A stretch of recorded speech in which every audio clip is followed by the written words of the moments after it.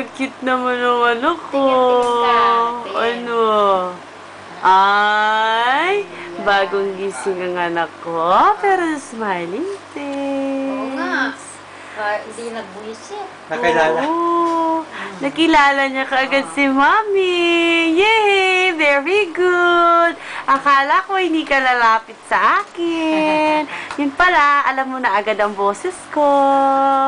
No. No. Kasi nung binubuntis kita, palagi kasi akong nagsasalita. Kaya naririnig niya ako na kahit hindi pa ako. Hindi pa siya lumabas. Sa pagtinig talagang bilis. Malakas. Ay, no? Kung nagsalita lang, halimbawa ikaw nakapagsalita ka lang na malakas. Ano bang mga lagang gamit na meron doon sa mga maleta? Ay, kunin mo nga sa box yung ano. Hello po, Hindi ko na Daddy pwedeng higa Ram. ito. Higa pa ito. Ay, kakit-kit naman ang stroller ng baby ko. Eh. Hello, baby. Ayan si Kent. Hello, Kent.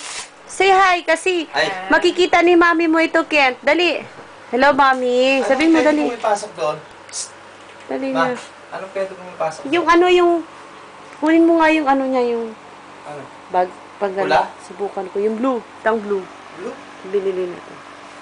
Ay, bukas ko na buksan yun. Ganun mo lang naman. Gusto ko lang makita si Ay, ate. bukas na. Saan yung bag na pula? Bibi! Oh. Lusopin nga, anak. Mag-isa ka lang. Walang hawak sa kamay Yung niya. bag na pula. Ano bag na Nandiyan sa pula? lamesa na akate. Ah, yung bag na pula pala. Tsaka lamesa akate. Bibi! Ang bait-bait naman. Ginising nyo. Hindi man nagreklamo. Oh. Sa iba na, alipungatan na yan. Naiinis na yan. Ayan. Ayan si Kuya Kent. Nag-usap sila. Tingnan mo. Sige. Kausapin mo daw, Kent. Tingnan mo. Sige. Ah. Sige. Ah.